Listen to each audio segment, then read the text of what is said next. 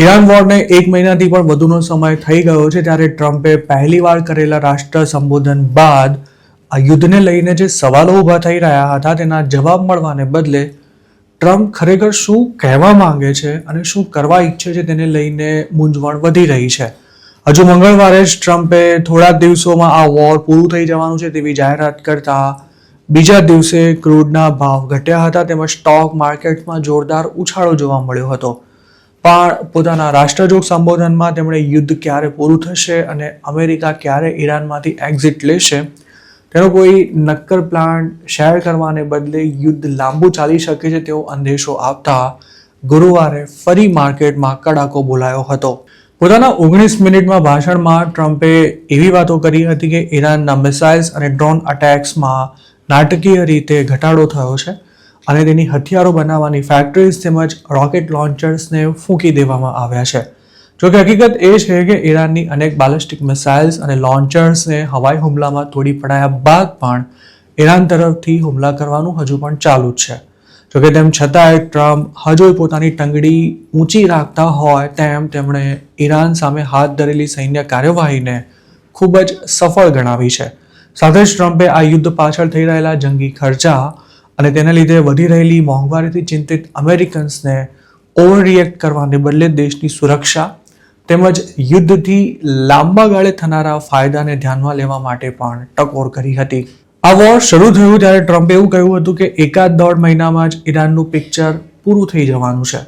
પણ ઈરાને અણધારી ફાઇટ આપ્યા બાદ ટ્રમ્પે પોતાનો ટોન બદલતા એવી વાર્તા શરૂ કરી હતી કે ઈરાન સાથે વાતચીત ચાલી રહી છે અને તેનું જલ્દી કોઈ સકારાત્મક પરિણામ પણ આવશે. જોકે બુધવારે સાંજે આપેલા ભાષણમાં ટ્રમ્પે એવું કહ્યું હતું કે મિલિટરી કાર્યવાહી જે હેતુ સાથે શરૂ કરાઈ હતી તે જલ્દી પૂરા કરી લેવાશે. સાથે જ તેમણે એવી પણ બડાશ મારી હતી કે અમેરિકા ઈરાન પર ખૂબ જ મોટા હુમલા કરવાનું છે અને આગામી 2-3 વીકમાં જ ઈરાનને ફરી પાષાણ યુગમાં લાવીને મૂકી દેવાશે. રાષ્ટ્રજોગ સંદેશમાં પણ ટ્રમ્પે ઈરાન સાથે વાતચીત થઈ રહી હોવાનું જણાવ્યું હતું. પણ ઈરાને અમેરિકા સાથે આવો કોઈ જ સંવાદ નથી થઈ રહ્યો તેવો ફરી એકવાર દાવો કર્યો છે. અમેરિકામાં હાલના દિવસોમાં ગેસની એવરેજ પ્રાઇસ $4 પાર પહોંચી ગઈ છે. તેવામાં ટ્રમ્પ પોતે પણ ભારે પ્રેશર હેઠળ છે જ. હાલમાં રોયટર્સ દ્વારા હાથ ધરાયેલા એક સર્વેમાં એવું જાણવા મળ્યું હતું કે 66% અમેરિકન્સ ઈચ્છે છે કે ટ્રમ્પે આ યુદ્ધને બંધ કરી દેવું જોઈએ. જોકે યુદ્ધ લાંબુ ખેંચાશે તેવી આશંકા વચ્ચે હવે અમેરિકન્સમાં પણ ઉચાટ વધી રહ્યો છે અને ટ્રમ્પ સામે વિરોધ પ્રદર્શનો પણ શરૂ થઈ ચૂક્યા છે. આ મામલે ટ્રમ્પે તેમના ભાષણમાં ઈરાન યુદ્ધની સરખામણી ફર્સ્ટ અને સેકન્ડ વર્લ્ડ વોર ઉપરાંત Vietnam, south Korea, north Korea અને ઇરાક વોર સાથે કરતા એવો દાવો કર્યો હતો કે આ તમામ યુદ્ધોની સરખામણીએ અત્યાર સુધી ઈરાન સામેનું યુદ્ધ ખૂબ જ ટૂંકું રહ્યું છે. તેમણે એ વાત પર પણ ખાસ ભાર મૂક્યો હતો કે અમેરિકન્સે આ યુદ્ધનું મહત્વ સમજવું જરૂરી છે. જોકે યુદ્ધને લીધે અમેરિકામાં શું સ્થિતિ સર્જાઈ રહી છે તેમજ ગેસના વધતા ભાવ અંગે તેમણે કશું જ કહેવાનું ટાળ્યું હતું. તેમણે અમેરિકન્સને એવી લોલીપોપ પણ આપી હતી કે ઈરાન વોર તમારી આવનારી પેઢીના સુરક્ષિત ભવિષ્ય માટેનું એક સાચું રોકાણ છે. આ વોરને જસ્ટિફાય કરવા માટે ટ્રમ્પ એવા કારણો આપી રહ્યા હતા કે ઈરાનમાં સત્તા પરિવર્તન કરવા તેમજ તેના ન્યુક્લિયર પ્રોગ્રામને નેસ્તા નાબૂદ કરી દેવા માટે આ યુદ્ધ જરૂરી હતું. પણ એક મહિના પછી બંનેમાંથી એકેય લક્ષ્યાંકને પૂરા નથી કરી શકાયા. ઉલટાનું ઈરાનના હુમલાને કારણે અમેરિકા અને ઇઝરાયલ તો નુકસાન ભોગવી જ રહ્યા છે પણ તેમની સાથે સાથે ગલ્ફ દેશોની હાલત પણ ટાઈટ થઈ ગઈ છે તેમજ ક્રૂડનો સપ્લાય અટકી જતા દુનિયાભરમાં એનર્જી ક્રાઇસિસ જેવી સ્થિતિ સર્જાઈ છે.